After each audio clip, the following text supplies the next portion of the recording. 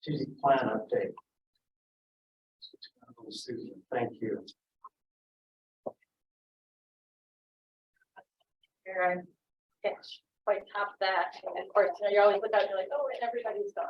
Everybody wanted to hear about the strategic plan, but I do thank you very much for being here, and I can say that as the facilitator of this process, I've thoroughly enjoyed being here in the district, and after watching that just made it even more special, and proud that I'm able to continue that as part of the facilitator in this role. So as I mentioned last time I presented over Zoom, my name is Susan Brott. I'm with Caesar Communications, and we are very thrilled to be partnering with the district on their strategic roadmap. We have the agenda there. Just briefly, I am not going to be talking very much. Hopefully, I'm just going to talk a little bit about process, and then we have several members of the committees that help develop that here to help us present, and we have several members in the audience as well who came to provide some support. So, so what does that mean? We're just going to go through a little bit of the strategic planning process a little bit, and I want to make sure that you all remember that, you know, I've been through a lot of strategic planning processes myself when I worked in school districts, and everyone that I help facilitate now is so unique, and I've really appreciated the ability to tailor to what it is that Central Valley needs. So really quickly, I will go through this. Our approach is kind of a phase piece. We're toward that end, you know, we're getting to the end here. So we did some research and planning, stakeholder engagement. A lot of people in the community were involved last fall in various different kinds of engagement. That really provided with us, and I know one of our colleagues here is going to share a little bit more about just those key takeaways again. But that provided the grounding for how we developed the plan, because we really wanted to make sure that the voice of the community, whether it was students, staff, parents, community members, business members, and then we worked as a core planning team, and we came together for a couple of days. We'll talk a little bit more about to the community in February to say, what do you think of this, you know, these directions? We actually called them pathways at the time, and we can talk a little bit about why we changed that name. And now we're here to present you with that final plan as a draft. So, and I know that members of the team will appreciate this too. The most overused metaphor you could possibly find in education is the glacier iceberg. But I think the reason it gets used a lot is because it's very easy to understand. And so we know that at the top, we always talk about mission, vision, and values. And we'll be talking about that a little bit later. And so that's kind of what a lot of times we see above the surface. And then right there at the surface are those strategic directions. And that's where we know what we're going to be focusing on for the next several years. And then underneath that are all the action plans that have tasks and who's responsible for what, and the budgets and the timelines. Those aren't developed yet, because we really need to make sure that you as the board help set the direction for the district to move forward. And before we get to the how, we need to make sure that we understand the what. So again, these are the timelines that we went through. We got it through to January. What we've been doing then since January, since I last reported an update, was that we met as the core planning team. There's an executive committee, that internal executive committee made up of district leaders, district directors, principals, a couple members of the school board as well, that helped kind of review some of what the core planning team did as well. Those teams came back together earlier this month for a day or a half day for each committee.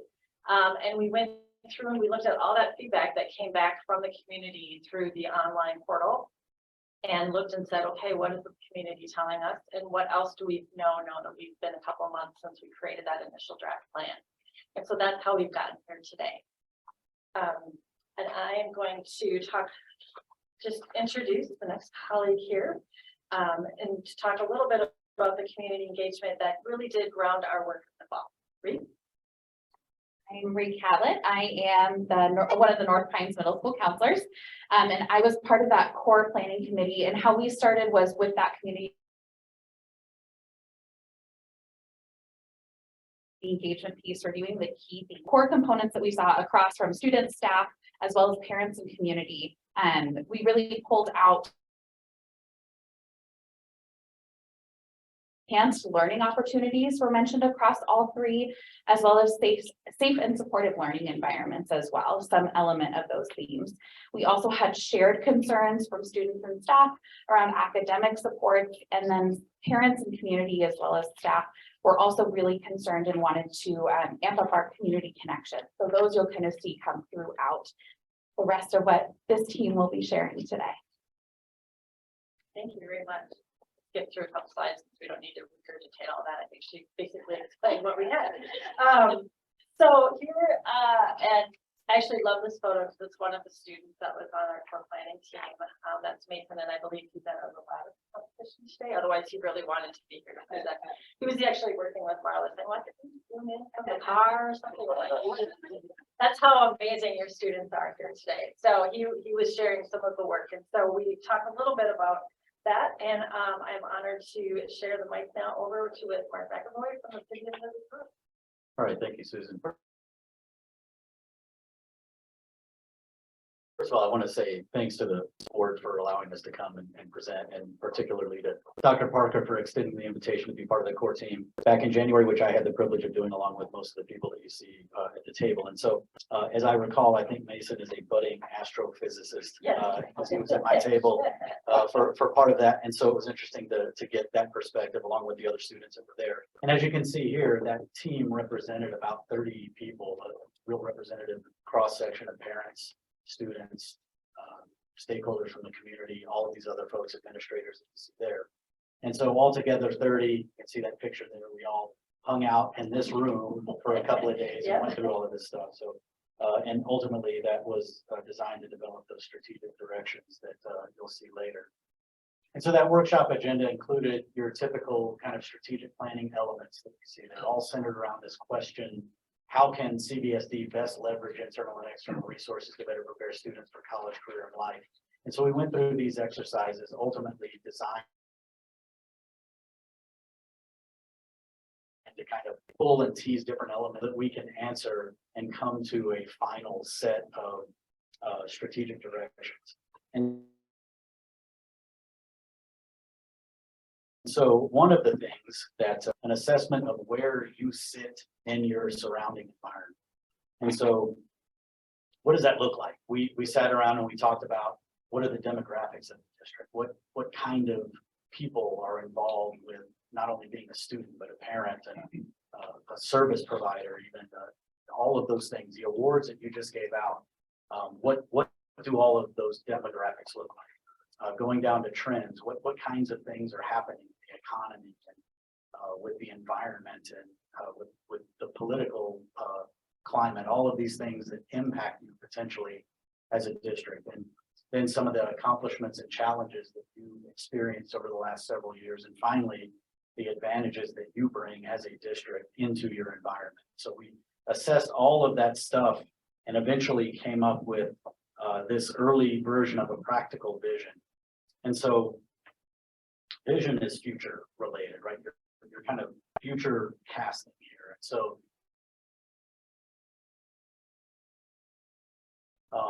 as you can see, the state versus systems and hiring, the following are the actions that you want to see out in the future. So you're looking into the future 5 years. You're saying these are the things we would going to see movement in these 5 major categories: community supported enrichment, future connected learning, whole child supports, flexible pathways, and high quality learning and teaching. And just as an example, if you look down, there are 32 or 30 plus actions in there under these categories. And there's some big deal items in there. For example, mentorship, student to student, student to adult learning, real life learning opportunities that extend beyond the classroom, comprehensive school counseling programs across the district, middle school alternative learning options, and then maximizing dedicated learning time for all of the students in the district. So those are kind of that practical vision. They make up that practical vision of things that we would expect to see as we look out over that 5-year period. Thank you, Mark. Yes, and I think he said it beautifully, and we didn't even practice the script with that, but I do think it is really important to understand that this practical vision is not your vision statement. that this is a practical vision for the plan. The things that we kept returning to actually when we started developing the directions, especially when we came back in March, and I think, you know, because exactly. And so for Veronica to say, you know what, we need to go back to that vision because I'm sure, I feel like we might be straying a little bit from that. So let's go back to that vision. So it really was a good North Star as they move forward. And as Mark said, they should be things that are a little bit beyond the reach. This is not about status quo. Strategic planning is about moving forward. So as we think about it, we worked to identify, after we did the vision, we worked through an exercise that kind of identified the blocks or barriers. And basically the question was, so if this is our vision for where we want to be in 5 years, what's stopping us from doing that? And that's the reason we work through those barriers, because that helps us identify what do we have to do before we can start jumping to the direction. Sometimes we end up saying, this is where we want to go and here's how we're going to do it. And we never realize that there might be some current realities that we have to address. And they could be very obvious sorts of realities, or they could be things that are. And so then what do we mean by those strategic directions? And we called them pathways originally when we went out to the community. And then we kind of learned through that you have lots of different pathways in Central Valley School District, and we didn't want to be confusing. So these were really the directions that the board and the community is saying, here's where we're going to focus our area. So they are, we build those focus areas based on existing strengths and opportunities, as we talked about. We build these directions based on what are those perceptions, beliefs, habits, some of those things that might be getting in our way right now. That's what we're going to build directions to address. And then we want these directions to really be catalyzing. We want them to be momentum. We want them to be motivating so that we can move forward with that. And then I want to make sure that we talked about the core planning team. The executive committee met in February as well as in March, and that internal executive committee, of which I know both Pam and Terry were part of as well. It was really helpful to kind of set that sounding board to say, okay, from a leadership perspective, we need to be considering. So we worked with them sort of as a nice next level of review, and also, excuse me, when we put together the mission and vision and values. So what we did in March then was we took all that feedback, as I said, and we worked to refine them. And so Veronica is going to talk about what we have refined. Thank you. I'm Veronica Riskin-Oak. I'm a district-wide school social worker. And when we really took all of the data and information from students and community and staff, we were able to narrow it down to 4 strategic directions. One being pursuing a culture of belonging and equitable opportunities for all, reimagining systems and structures, prioritizing district-wide supports for the whole child, and launching infinite possibilities. And so I'm going to talk a little bit about our first strategic direction, pursuing a culture of belonging and equitable opportunities for all. And we learned that it was important to have a purpose for each of our directions, and the purpose behind this one is that all students deserve to have all those tools are not the same for every student. We identified some ways that we could impact change in this area through enhanced school culture and connections, and really empowering and getting our students involved in leading us down a path of what's going to get them involved in school, because then they're going to be more successful. And then recruitment and retention of high quality staff, recruiting and retaining staff that's representative of our student population, and engaging in community discussions about the impact of staff diversity on student learning. And then we also talked about equitable resource distribution. So conducting a resource needs assessment across all of the district schools and programs, and allocating resources equitably based on need. And lastly, ensuring effective systems. So ensuring district diversity efforts build upon our current understanding of diversity and also include diverse perspectives.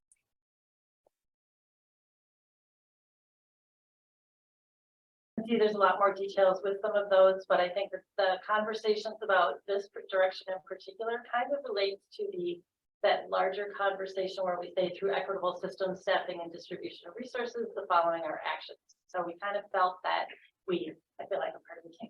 The group felt that it was, an overarching statement to talk about how we equitably have systems and staffing and distribution of resources, but also it was its own direction. So Camille, do you want to talk about the second direction? Thank you.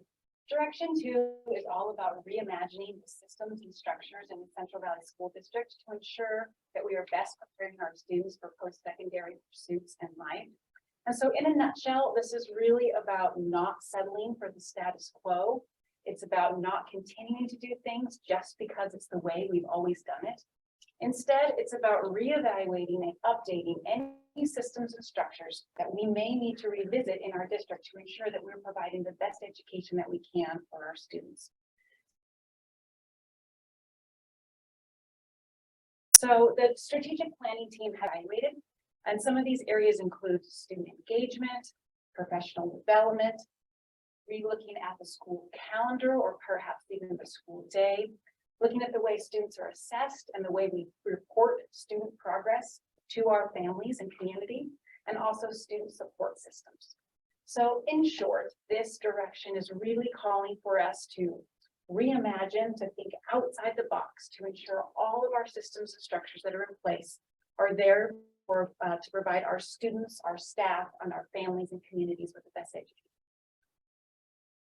And I do want to make sure to point out, we had several members on the team who wear multiple hats, including parents in the district. We had one individual who kept saying, "I'm just a parent," which obviously is not the adjective I would use, but, and she wanted to make sure that we definitely talked about the enhanced communications too. And really that came down to how do we provide consistency in communication? How do we, a parent might.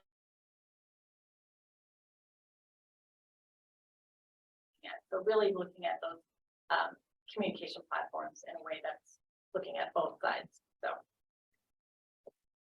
Good evening, I'm Missy Scott. I'm a school counselor at McDonald Elementary, and I was honored to be a part of this process. Direction 3 is about prioritizing district-wide supports for the whole child. The purpose is to enhance student support services, to improve academic, social, emotional, and post-secondary outcomes. We hope to do this by enhancing wraparound support focused on students' social emotional learning, their mental health, academic, and their basic. We can do this by creating awareness of and engagement with our district Safe Center, both its recipients and donors, by providing access to and involvement in extracurricular activities, by expanding community partnerships and resources, and auditing student support services and resource allocation to make adjustments and ensure that we're meeting the needs of all of our students. Yeah, so there's lots of ideas about that. There's lots of passion. I think the people who are definitely working on that team come from a hard place with that. So just really looking at how do we make sure that we're serving all of those needs to help our children be successful. And then Wade, you want to talk about the last one? Wade Larson from Wagstaff, a local manufacturer here in the Valley. I jumped in because this fourth one is really pertinent to us with launching infinite possibilities. And the focus is to help each child find their future. We're finding that a lot of the kids are reaching the end of their high school and they don't know what to do. They don't know what their focus is. And that's happening more and more. And we're finding that in the workplace that they're coming to see us and they don't know what they're doing. And we want to help them out. And so these two focus areas of expanded opportunities that ignite curiosity and then the alternative learning experiences really understand that one size fits all education just doesn't work. And while we appreciate the 4-year focus with 4-year universities, we still need them. But recognizing that 50% of all students that go to college are going to stop by the time they're a sophomore. 66% fall out within the first 7 years. And of those that complete, 50% go into a profession that has nothing to do with their degree. So we need to figure out something different, which means we need to expose them to something that's along their pathway. And so this really expanded opportunities is really about enhancing the K-12 career technical education model to give them that exposure. And so that exposing through apprenticeships, apprenticeships is, I think that's a broader as well, just to say, let's take a look at what else there is out there. High school credit for middle school students, that's giving those who are ready to accelerate their learning the opportunity to do that. And that second one, the alternative learning experience, is also recognizing that learning is different for different kids. And let's give them that opportunity, whether it's project-based or whatever that opportunity is. Exploring school within a school options. There are many different opportunities. And continuing researching and implementing pathways to enhance student engagement in their learning. And I do it anyway, but I'm just going to share. Last week, we went to Wisconsin and we saw what good looks like. We went to Cardinal Manufacturing, which is a school, it's a student-run business. By the time they get to be seniors, that's their 20 kids are allowed into this. Oliva Strum School District, population 350 in Oliva, population 300, and about 25 over in Strum. You combine the two and it's a small school district, and these kids allow 20 people in their senior year. They make $100,000 in revenue a year by doing job shopping, right? This is what they do. Every single one of those kids have a job or a scholarship before they go into manufacturing. The other half, some were going into marketing, some were going to be police officers. But I got to tell you, they didn't start when they were juniors and seniors. They started in 6th grade shop class because that's how they all had aligned. But they started exposing them in 1st and 2nd grade. And that was a fully aligned, integrated program. We saw what good looked like. We saw it. And I would recommend that we take a look at what that looks like. So that's where it's going to start. I want to pause for just a second and say, so you have, these are the strategic directions that we're working on, and this is where we really want your input as board members. And I don't want to disrupt process, and Dr. Parker can shoot me the evil eye from the time to do this. But and I also want to recognize that there are many members of the audience who are part of the. So see, we have several other members here. Thank you so much that were part of that. For planning team, and then we have several members here who are part of the executive as well. So just know that there's a lot more there. But is it okay if we pause for just if there's any questions about that? I don't want to get too far ahead and say, if there's any questions about the strategic direction, particularly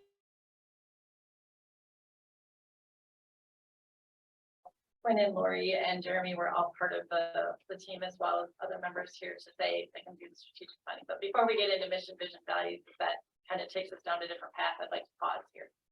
Any thoughts or questions that you have for our committee? I'm Cindy McMullen, and I just can't thank all of you enough for this.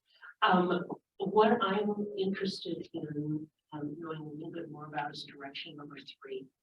And when we talk about the wraparound supports, are you envisioning reaching out to the community to involve them more in these various in more, even more than a partnership, but yeah. Yes, absolutely. I think it's important that we reach out to the community and leverage whatever resources they have, but then also create those partnerships with them, right?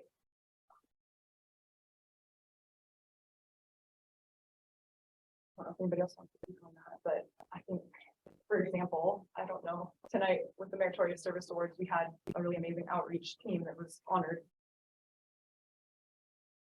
Events like that moving forward in the future, where the community is a part and we're involved with that. I think those are really rich opportunities and experiences for our students and families. Thank you. I know we. I would just echo all that Christy said and really kind of speaking even maybe beyond partnerships, really integration. We threw out ideas of how to get really creative with how we could get community in our buildings to support a lot of that basic needs stuff that comes up. That realistically, when you have, one school counselor, one school social worker for 500, 750, all those, I'm kind of trying to leverage those partnerships to enhance the wraparound services exactly like it says. But then also leveraging what we have through the Safe Center and enhancing those opportunities, making sure everyone in our district is aware of the amazing work they do there, and then helping to kind of incorporate that as a hub for those things too, so that, if a school is struggling with how trying to support kids. And so just having a really awesome hub that we've already really started and enhancing that more to do those supports. Very exciting. Just one comment here. Thank you. And I can tell you've got that, that classroom voice. If you don't mind using the microphone, the reason is we have about 10 to 11 people online. And when you use the microphone, we're able to hear, and I want to give them every opportunity to hear all this conversation as well. But Ree, I think we could hear you just fine.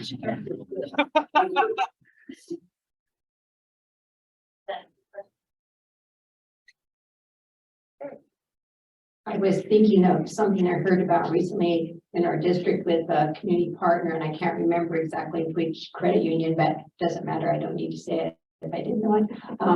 But knowing that a lot of our high school kids don't apply for financial aid, and it's because they don't fill out the form or they don't know how. And their staff, how to fill them out, and going into school to make appointments with kids and get that done. And I thought, wow, that is a great integration. And if we can make that into an institution, so they do it every year, or is that kind of on this line? I think there was an endless number of ideas that came out, and I think that it was very much of thinking about academic, social, emotional, and post-secondary.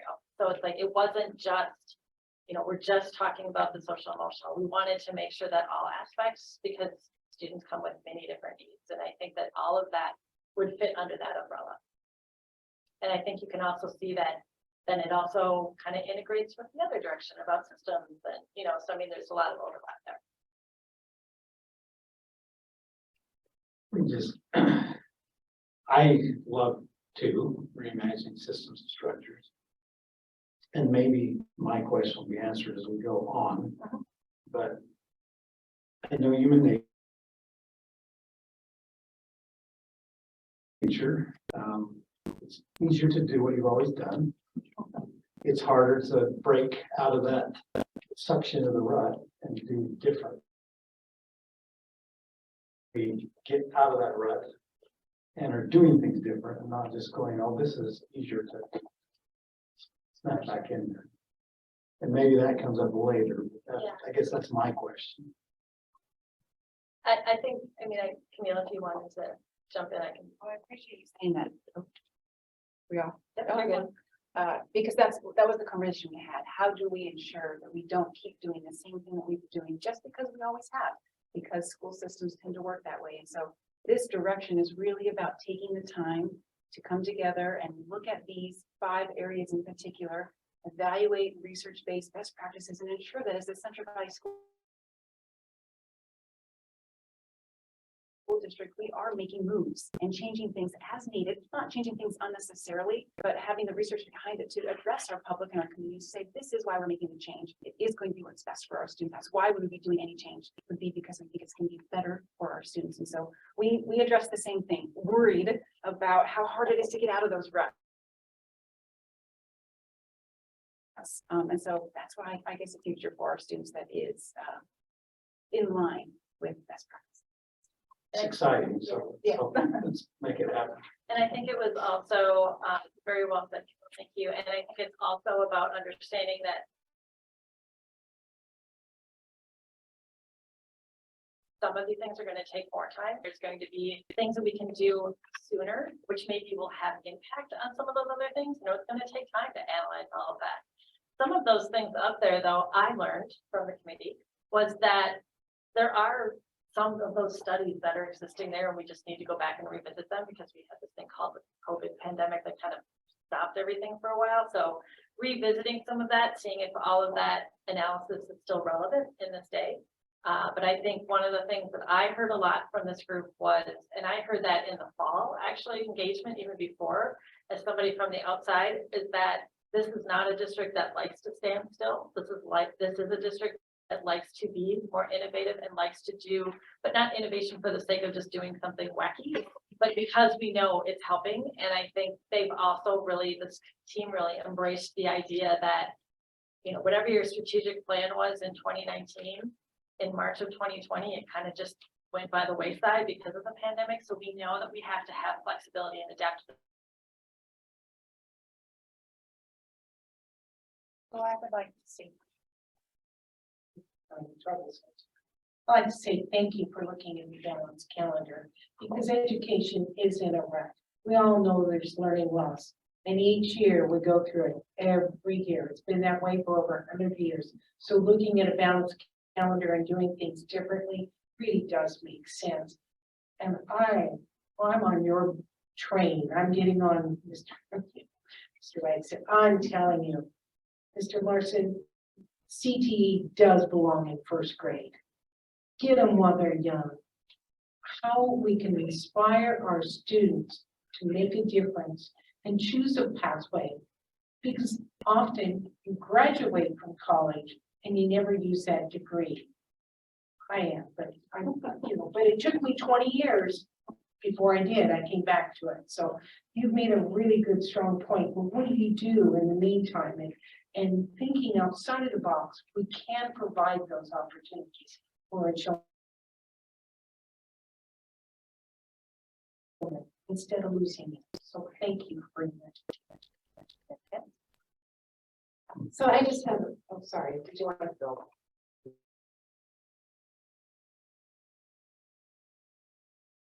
Oh, sorry. I'm too far down.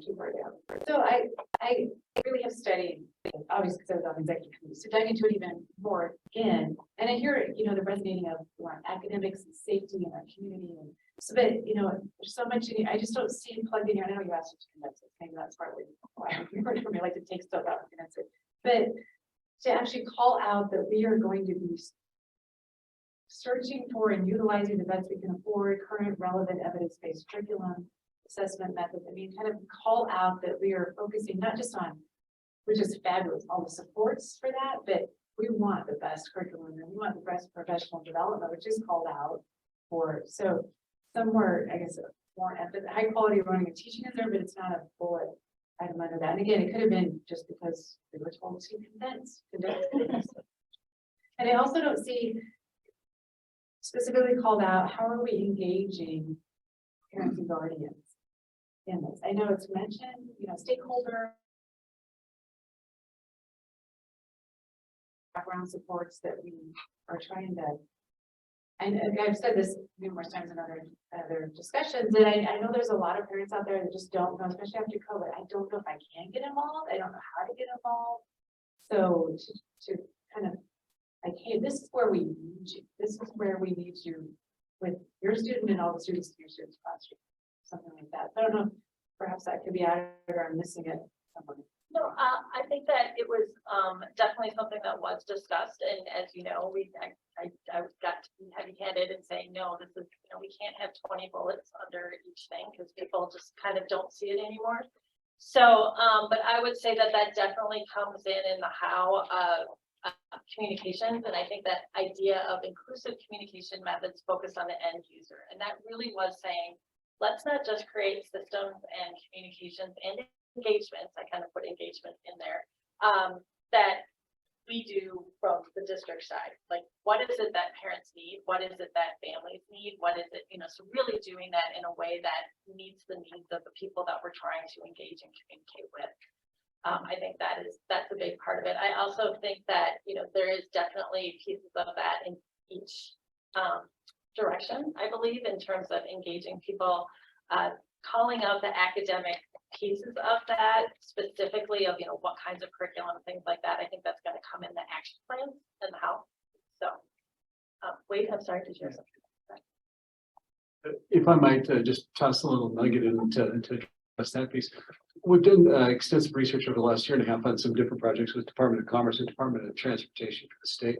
And one of those is who's got the best practices across the nation for the integration of this. States like Massachusetts, Wisconsin, Connecticut, Michigan, some of those, the integration between the states with the credentialing, the education system and business. That integration is key at the local, regional and state level. Now we got a long ways to go. And For me, my simple question is white welder or certified machinist. 100 years ago, an 18-year-old was probably married, may have a mortgage and a kid. What happened over 100 years? I don't know. I'm not going to push him, an 18-year-old to have a kid, but I'm not saying that. But when they didn't get dumber, well, unless we made it that way. But that's just, it didn't happen. I've worked with youth for 30 years. They rise to the expectations that you set. At K-Tech a week and a half ago, guess I'm looking at 18-year-olds who are graduating with level 4 AWS certifications. They are graduating fully certified welders at age 18, and they will leave making $25 an hour, full benefits. End of story. And my motto, if Idaho can do it, anyone can do it. So, but here's the deal. My pitch to you is this, to the whole bunch of you, what can you afford?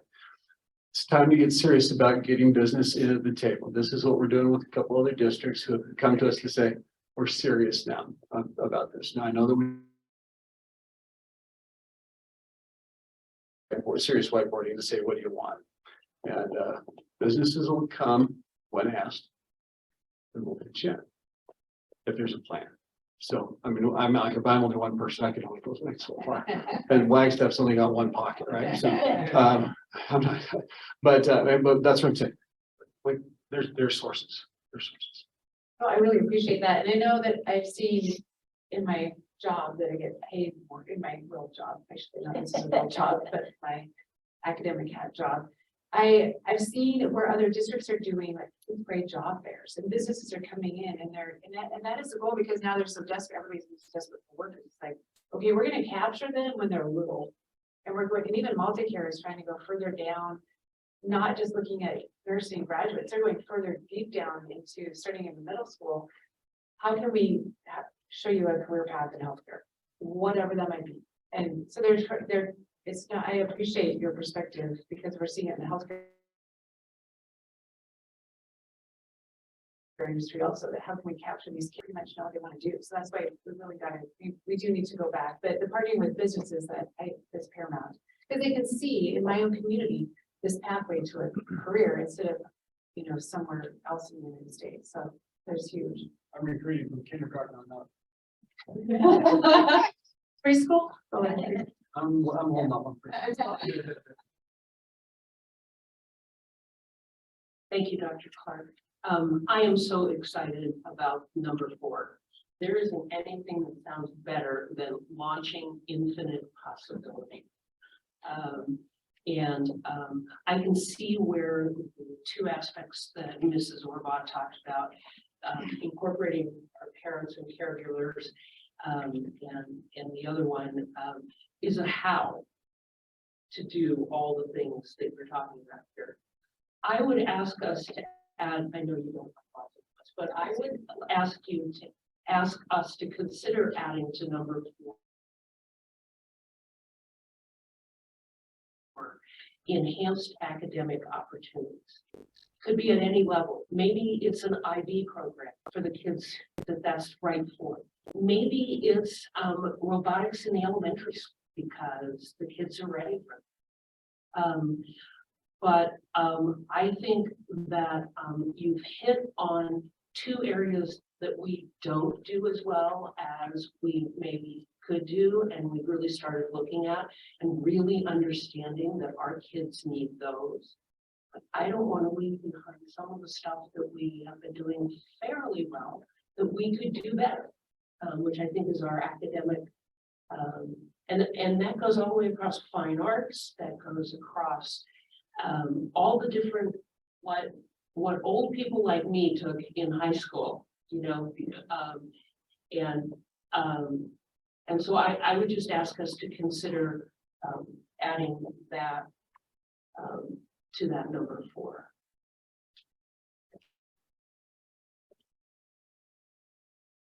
We'll move on to mission, vision, and values. Yeah.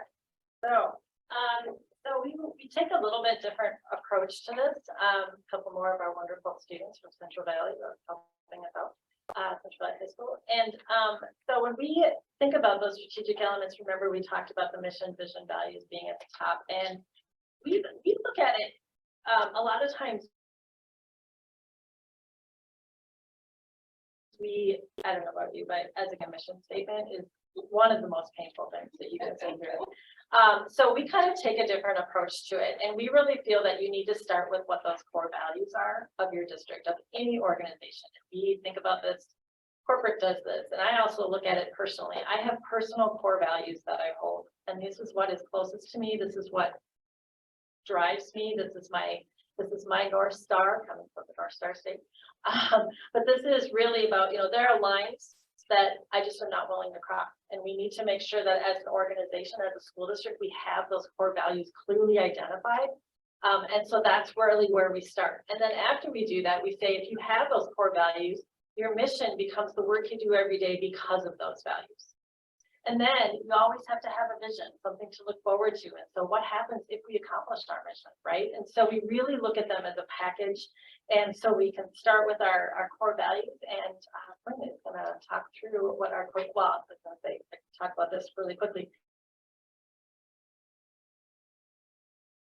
Believe in, it's what's closest to your heart. So what are those things that we believe that Central Valley School District is about? Thank you so much. I'm Quinn Lesage, Principal Green Acres Middle School. I was fortunate enough to be able to serve on the core team and executive team as well. And you said it really, really well. And the interesting thing that I was listening to as you guys were speaking is a lot of our core values, those words were coming up in conversation as we talked about the 4 strategic directions as well. And so just talking about the process on this, what we try to do is encapsulate kind of what's sacred to the Central Valley School District. What do we hang our hat on? What's at the heart of our work? And I won't read every single detail of each one, but the first one is visionary. We really feel like it's important not to be able to predict the future, but do the best we can to do so, to make sure that our students are prepared and have everything that they need to follow with the direction that they choose, whether it be a 4-year college or right into the workforce or whatever it may be. And so making sure that in the classroom we're visionary at the building level office, because we're all one team. We also talked about being present, and I think understanding what that was just being in the community, not just being at athletic events, being at band concerts, being places that you learn a lot about not only your school but your kids and your community, and just making sure that that visibility is crucially important. One of the things that we talked about as well is during being present is that ability to admit mistakes and being transparent in that, and just knowing that we're not perfect, but when we're present, oftentimes we learn a lot of things that we can eventually maybe steer clear of so that we prepare our students.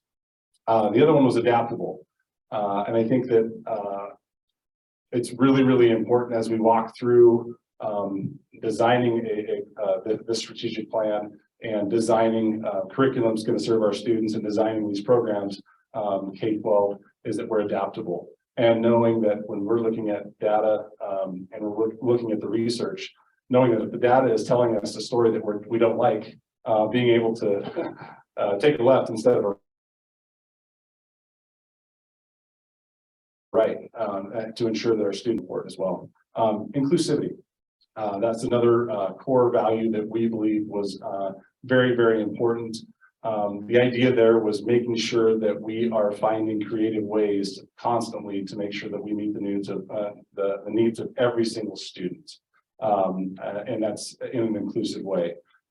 Finding creative ways to make sure that our students with special needs are implemented in ways that maybe they haven't been in the past. Finding ways that students that maybe don't have the resources socioeconomically, they have what they need to make sure they're included in every single program and every single opportunity that every other student is. And I think that was something that was really talked about highly and with great priority as well. And then the last one is just making sure that we evolve with the ever-changing times. And I know Dr. Clark spoke to one of the toughest things to do is change, and human nature is when we get stuck in a rut, then it's easy to stay in that rut because it's comfortable to evolve with the changes of industry, the changes of educational needs, the changes And just making sure that we stay nimble and light on our feet as a district as well. Yeah, those are our core values. Yeah, thank you. Absolutely. And you will see, there are statements under those, because one of the things that we who deal with work all the time know is that you have to define what you need, because if you don't define what you need, somebody else will define it for you. And so by this, what we're saying is that when we say Central Valley, the school district, we are visionary. This is what we mean when we talk about it. And I know that in working through these processes in many districts across the country, I have never seen a district that came up and it was we are present. And I feel like in this day, when we talk about being present, we're always rushing and trying to do something, or we're looking to the past, and it's like being there and being present for our students and our families and our colleagues really speaks volumes of who this district is. So thank you. Can I jump in one more time? Sorry, one thing I failed to mention that I thought was important discussion when looking at kind of the wordsmithing was the word relationship. And a lot of that was, hey, where is relationship? Why is it not clearly defined within our core values? And I think the discussion around that, was that relationship is built into every single one of our core values. And that oftentimes it's the foundation of making sure that you're a visionary because you've built relationship with those who have a vision, or, as you're present at games and choir concerts and things like that. That's just a couple of examples. I think it was important to note that was questioned about, hey, why are we not defining relationship? Because we're a school district that prides itself on that. But the team felt like it was infused in all those core values.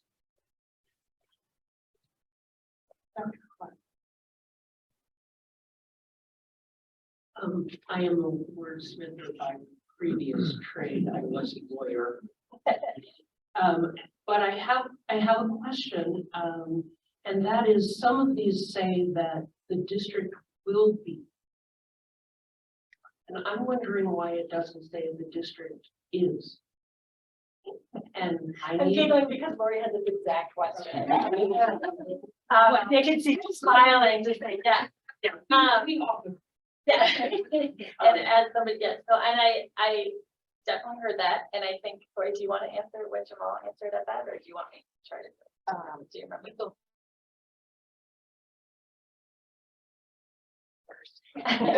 So impact of where are we now and who we want to be. And so when we talk about we will be, we understand that it is we will, it's like a commitment to say, it's like a promise right now to say we will be this, I will be here at this meeting. So it's now. And then there's also the we will to look to the future. So it's less, I think it's less about saying where do we want to go and talking about saying a statement to say this is who we are. We are this, we will be this. So it's kind of a both, a yes and. I don't think, and Jamal, my colleague Jamal had something else, and I can't remember the exact words that he had, but it was. Yeah, I honestly can't either, but it meant something. Yes, one of my colleagues was helping us draft some of these, but he comes from a background of looking at these in corporate settings and talking about how it's really important that you're always kind of doing both the forward and the present. So. And the reason I ask the question is I don't want our community to think that this is a promise for the future, and it's not. We're not starting already, almost before day one, and that's.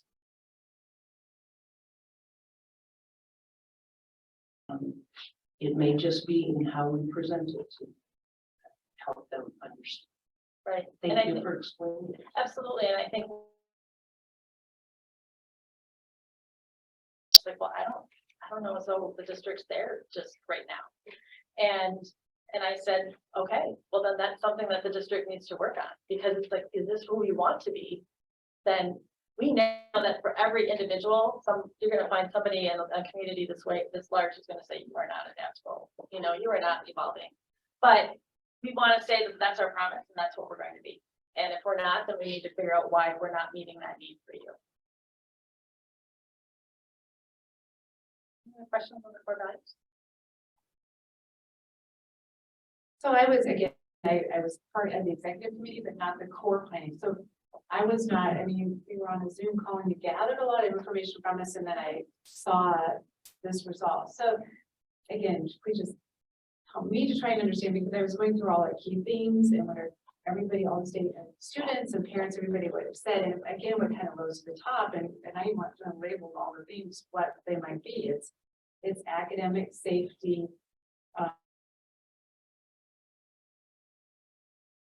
mental health and some sort of, so these, and I'm not a developer, but this is not that at all. So please, I guess that's my question, and how did we get from our themes to these core values? The core values are a little different than the themes of what the hopes for the future are when you write them down. These should be things that are grounded in who you are. So I think one, when you say that a school district, it's implied that you would be doing academic work, right? So it's not necessarily a core value that you have, it is who you are and moving forward. And so it might be part of your mission, or it might be part of your vision, or it will be part of your strategic direction of the academic pieces of it. I think the core values are really about what is that, what is it saying about you and who you are. And so I understand the themes from the engagements when we developed these, and these are refined based on,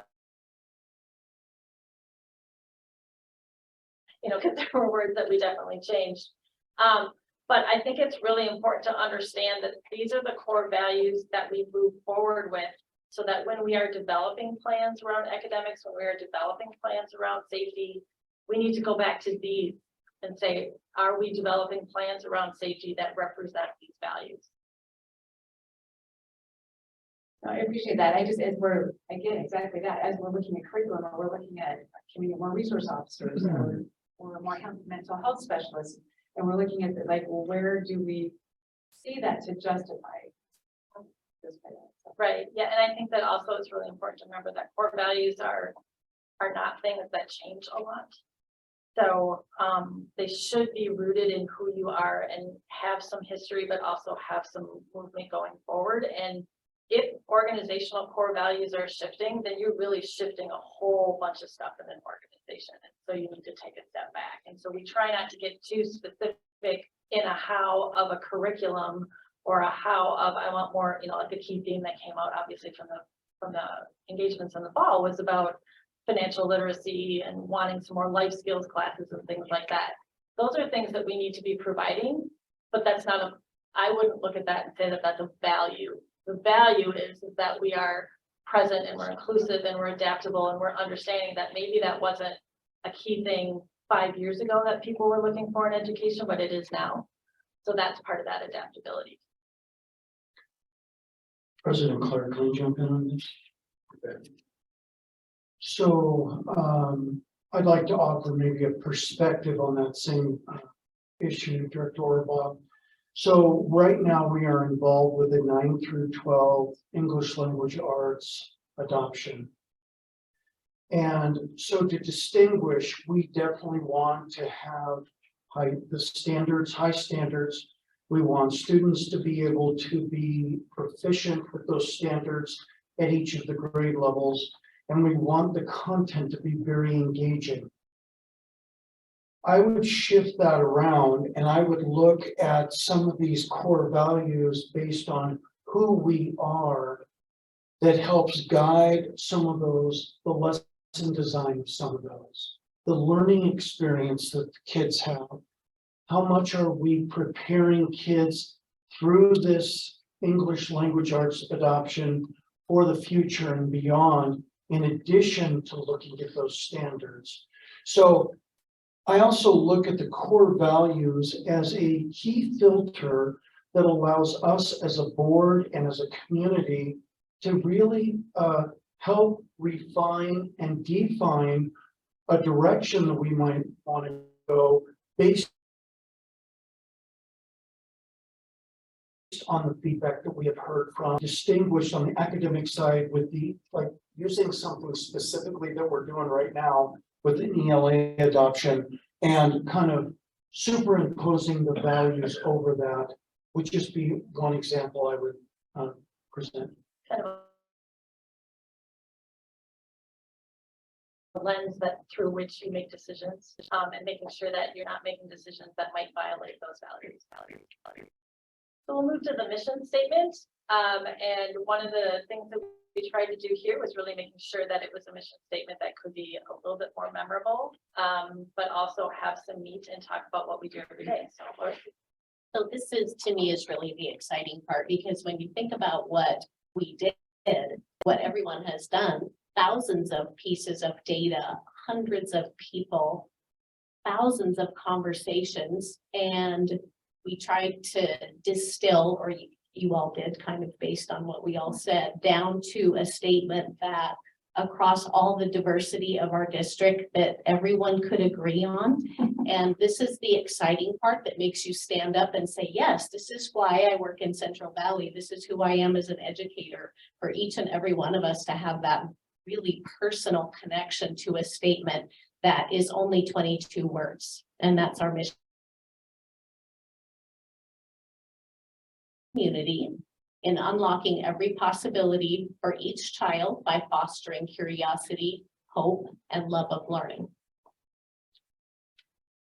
Here we were really trying to pull out unlocking every possibility. Looking at certain people in the audience. But really trying to, getting at that launching infinite possibilities direction and saying, people really resonated with that, as you did as well. It was kind of like, oh, how exciting is that? So really saying we're partnering with the community. I think that's a key piece of this mission. I can say that not every school district puts that up front, and you do. I heard that tonight in the discussion. Unlocking every possibility for each child. So really getting at that wrapping around systems and wanting to make sure that we want them to be successful. We want them to be prepared for their next step, but trying to look at different ways of saying that. And I think I heard from many members of the two groups back a few weeks ago and talking about, we want them to be curious. We want students to be an earlier age so they become curious about that. But also that hope and love of learning, if we can instill in all of our students and really having hope for the future, I think that that is pretty much all we can ask for as a school district, right? I mean, we can teach them the content, and I used to teach math and things, and it's like, okay, I can teach you the quadratic equation, but what am I really teaching you and how are you going to use that? So making it relevant to them. And I think, as Lori said, really looking at how do you, I think one of the key questions I kept asking members of the team was, do you see ways that you can use this mission statement going forward in your buildings, in your programs, in your work? Question?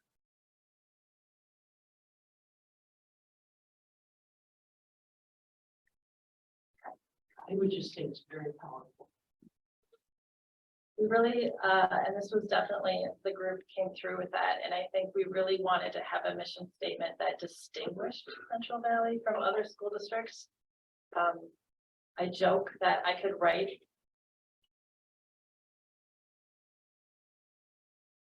80% of the mission statements now, and this one really, I think, speaks to your community.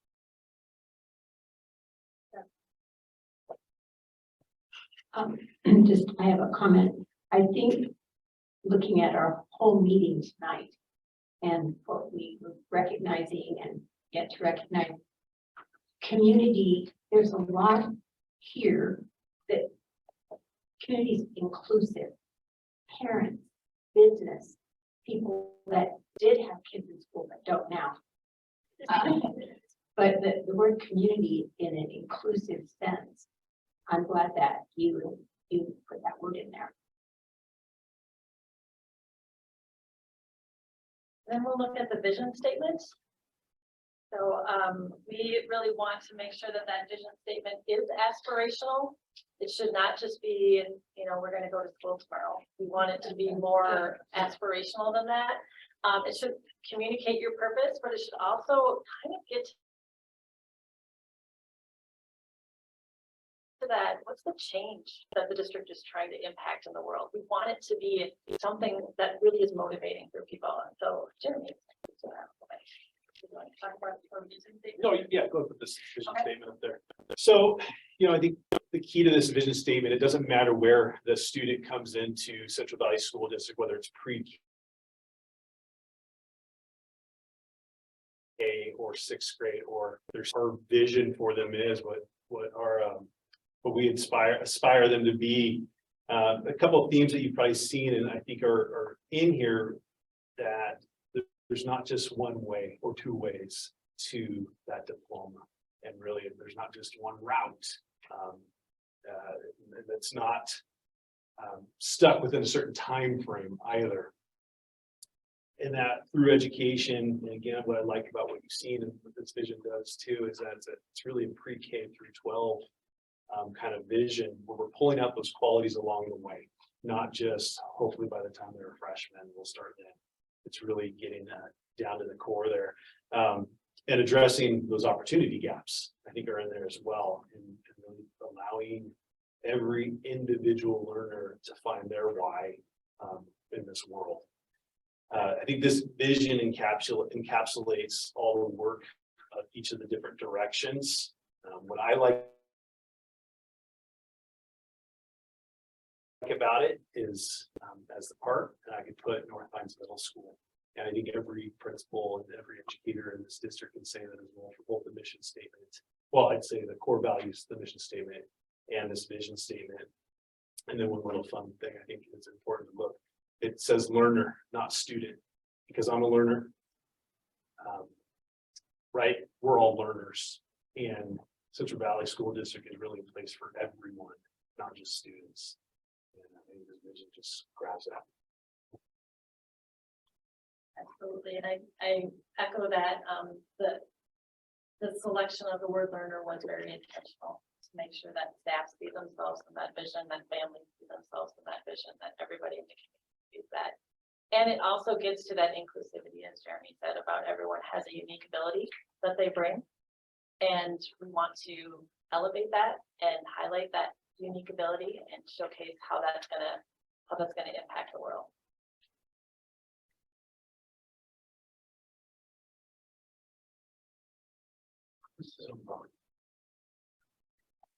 So again, sorry, maybe I shouldn't have gone to the previous one.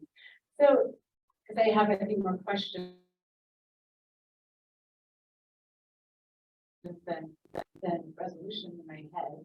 No, I know, because we were presented with these, but we weren't allowed to take them. We didn't want to give them, so we weren't allowed to take them. So I'm not sure, but I know we had talks of this Fill Them with Joy that was like almost being too self-centered, or I know when we read it before, it was, and so I'm not sure exactly how that Individual and collective piece of it. but how it was previously. I know Joy was in there, but I know we had talked about instead of being more self-centered to try and I can't remember the wording, but I know Joy was in there. Joy was in there. We had power in there. We took that out, we put it to a unique ability. There was, and I think getting back to what Quinn was talking about it before, about that balancing of individual with collective, where's the relationship piece of that? And so with the vision statement, we are really talking about wanting to make sure everyone sees themselves in the vision of Central Valley School District. And so the joy was left in there. We heard comments about people really liking that and really wanting to say that's getting third grade, and let's figure out a way for you to take that path all the way through. If your joy is cooking, let's get you into culinary arts and help you find that. And so we know, and I think I heard a lot of that in our discussions earlier this week with the teams, that when you have joy, when you have a love of learning, you're going to be more successful and more engaged. And so we want to find that for each learner. Oh, okay, so thank you for clarifying that, because I was, again, I didn't have what we had previously to compare. Yeah, that was mean. I didn't let you take it. I know, should I just take them? I didn't write it down. It's good. Following Yeah, instructions. thank you for following the rules. Follow the rules. Now I'm like, change that, and we changed it. So any of these, again, I'm probably developing a lot of curriculum, and what are my objectives and how do I measure it? So are any of these supposed to be measurable? No. Okay. That comes How do we into, measure this? yeah, no, that comes into the action plan, I Okay, think. So this is a vision that should really be about, so if we do our being there, it's not meant to be a measurable sort of thing. It's meant to be an aspiration. Well, I have a question for Jeremy or other principal. Seems like maybe part of what we're thinking about in Pam's comments too might be in that school improvement plan. And my question would be, do you see components of this when Jeremy said he could substitute North Pines Middle School instead of Central Valley, and this would fit into what he would do at his school? And I just wondered if there are pieces of this that you could see folding into the school improvement plan, and then that later gets to individual school action plan. Yeah, and I thought of this, when Zorba asked her question, when Quinn was presenting those, core values and.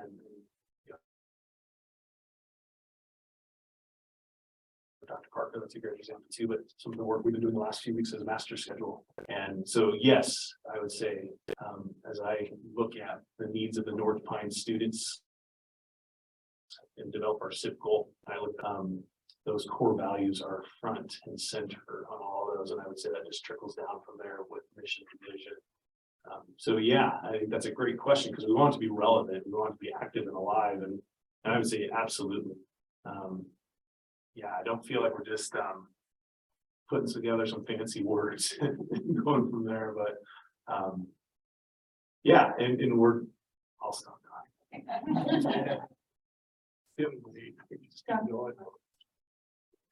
I'm sorry, Ms. Lynn, were you? I just want to say that this is an amazing challenge that you have all put out. Because it calls on us to look at each and every one of us individually, which is a big lift. And then it calls on us to recognize the unique ability of every person. And sometimes that takes a little time. That's what my husband.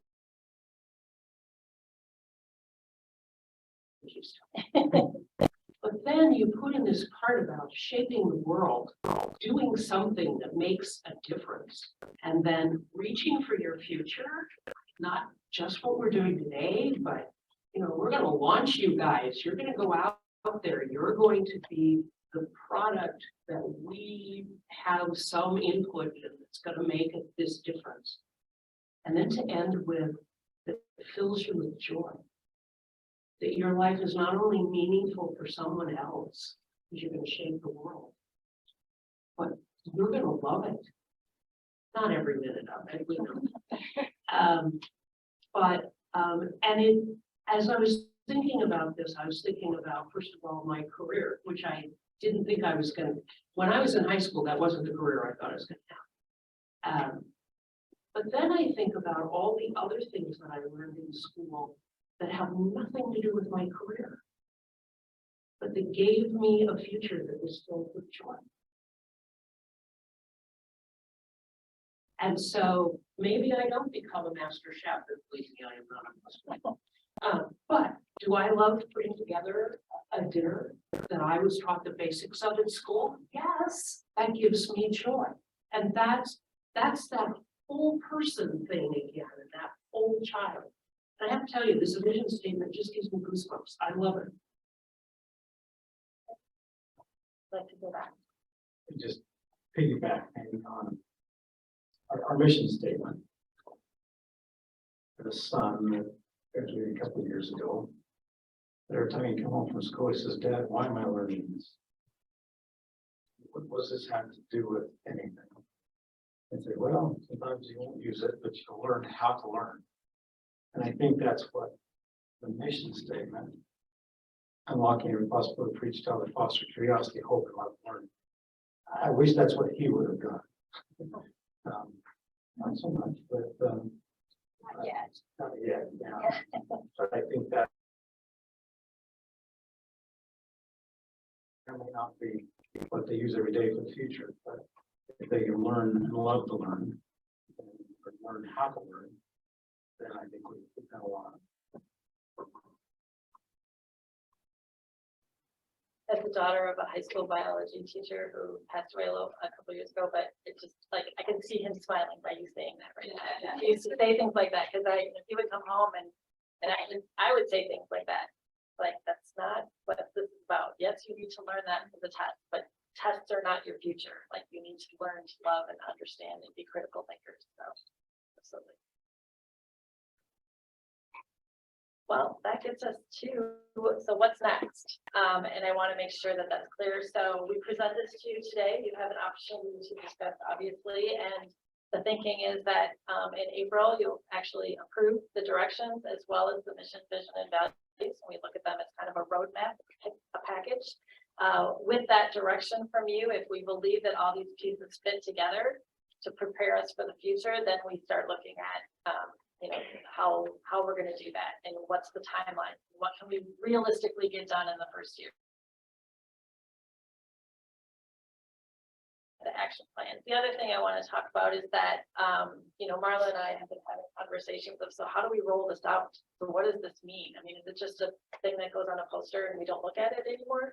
So really looking at how we get people excited about it and engaged about it, and whatever those videos or whatever it is, but truly trying to make sure that it is something that feels energy. And then, so come next school year, you have kind of a whole new roadmap for where Central Valley is going. And it's not that we're throwing out everything that you've been doing this year, but it kind of gives some different focus areas and direction.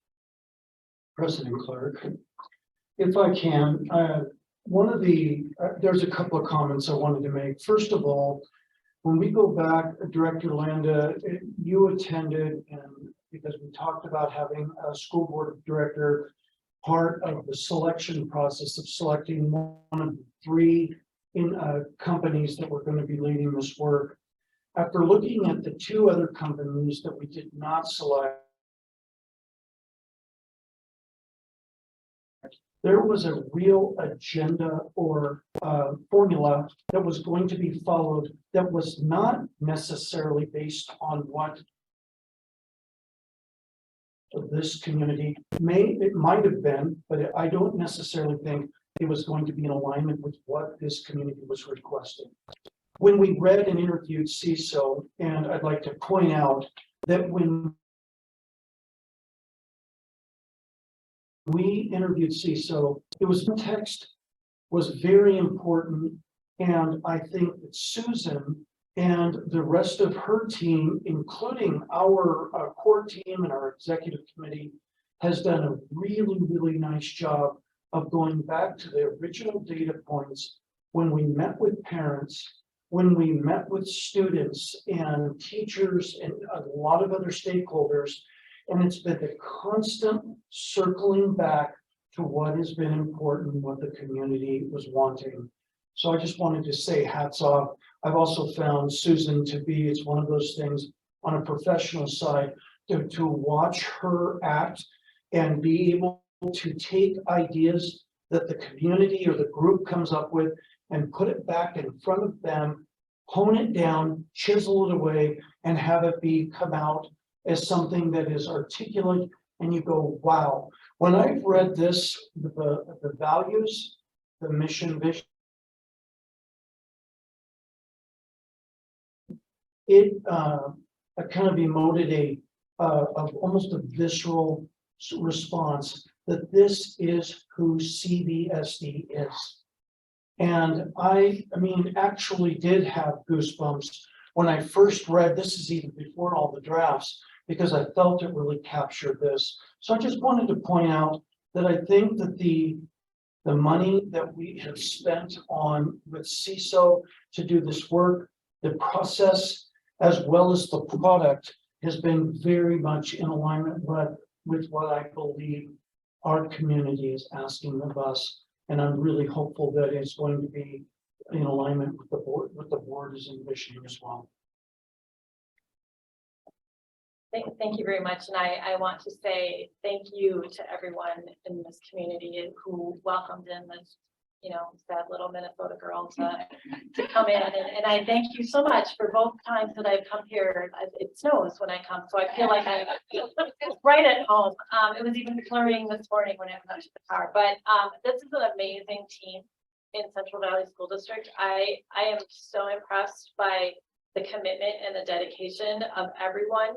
And I cannot go without saying, because that is where my heart always is to elevate student voices. The students that were part of this team, were miraculous and amazing. And they were the ones jumping up and saying, I'll present the next. It's like, okay, go. But also the students last fall, when I did all those focus groups, or we did the sticky walls, and yes, you have me to thank for all the sticky walls throughout Central Valley now. But that, that students really felt heard, I think. And I think that's really important that we bring their voices in, even the littles. So I appreciate that. So thank you for welcoming us, and we thoroughly enjoyed this work and hope you are pleased with the product.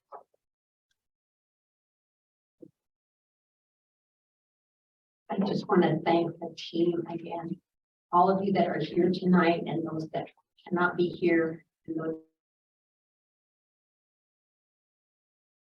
that are in the audience, people that made this happen, the time that you spent and putting yourself into this on top of what you do every day already. I just want to acknowledge that and thank you for taking that on.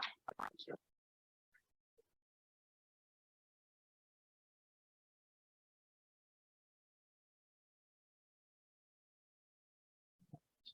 Right, so Parker, the development of the action plan, just give us the 30,000 view of how we now take what we've developed here and then we'll improve. And then chisel out. I'm sure we're using a lot of the points that have come out of distilled out of this process. It says district leaders or the other community stakeholders involved in that process too. Maybe just what do you envision? Certainly, I think what I'd like to hear is from Susan, maybe action plan, or was any recommendations from you during this process before I respond to this? While we have not specifically spoken about from our experience, we have various ways of putting that forward and developing that in processes. And of course, it would involve a sticky wall. So, things like that. But I think it's really important to make sure, for me, the envisioning of that is, while we appreciate to have parents and community members helping us create the vision, I think when you get to the how, it really is best when it's like people who are going to be the ones who have to implement it. That being said, we want to make sure it's an iterative process. So we would go out, say, here's our action plans, and, kind of move that forward. But I think it's really important that district leaders, or, and when we talk about leaders, it doesn't necessarily have to be a leader in position. It could be, we need to make sure that we have somebody who works in counseling to help us with this. I mean, I think that's what we mean by leaders, people with the expertise and know how to implement it every day. Is usually when we put together action plans, that's who we're working with. And also making sure that those plans are calendared, if that's a real word, to put a calendar together to kind of say, here's what we can have what can we get done in year one, quarter one, things like that. And then we look at them all to say, okay, well, we can't do everything by November. So how do we fit some of those pieces together? Thank you, Susan. So I would add and direct this to the board. I think when you look at some of the items that have been mentioned here, you're going to notice there's a few things that we already have in process. We're already starting to look at things like adoptions. We're already looking at things like potentially the balanced calendar. We are already engaging heavily with some first, second, and third steps with our business community in what Dr. Larson has talked about. We are very interested in having more conversations about what does higher ed potentially look like for some of our students, and some of the information that Dr. Baines had shared with us. We're already having conversations with the new chancellor for the community college system, Dr. Kevin Brockbank, because we're looking at how could we make this even more doable with some of those things by embedding them directly into our district. So I'll put in a shameless plug for over to getting started.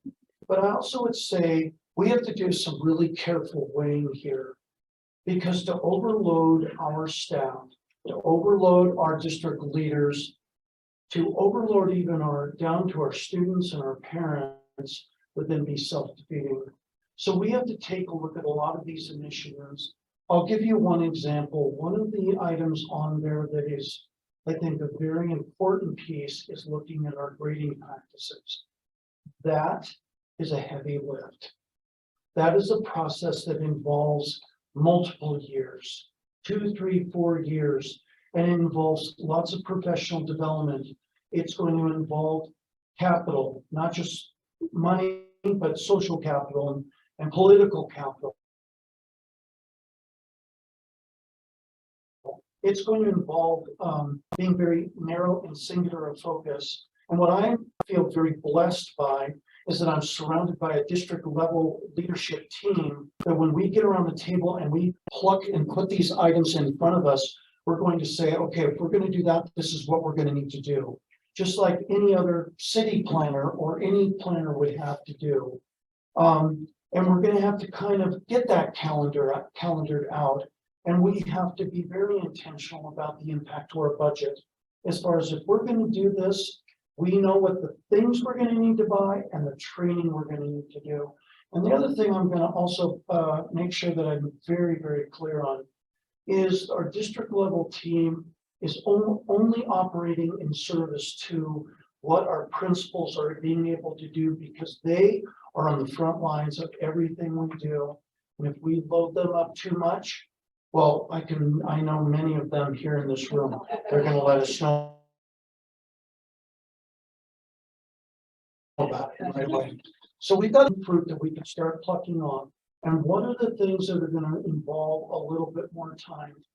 Now, speaking of that, time is of the essence, and I'm not interested in waiting. We've got to get going. As you heard Wade share, the clock is ticking now on some of these things. And so I think that this strategic plan is already, I envision these resources and these doors opening and off we go. So we have to be really intentional about that, but we have got to get moving, and we've got to do it is in a very thoughtful, meticulous, carefully thought out manner. And the last thing I'll just say, there's a lot of professionals in this room that understand a concept known as SMART goals that involves about being specific, measurable, attainable, and targeted in all these things. And so we really need to think, what are our objectives for these? What are going to be ways that we're going to measure? When to do this, then we need to have a marker, whether it's our website or a separate site, where we're showing our progress throughout the next 5 years to show our community, our taxpayers, our parents, and more importantly, our students that we mean business with this. So those are the things that our district leaders and our principals, we've got to roll up our sleeves and get busy. Right? Does that help answer your question? I think they'll be more clear as the details start happening. Thank you, Susan, for being with us tonight, and thank you, team, for presenting. Certainly welcome to stay for the rest of it.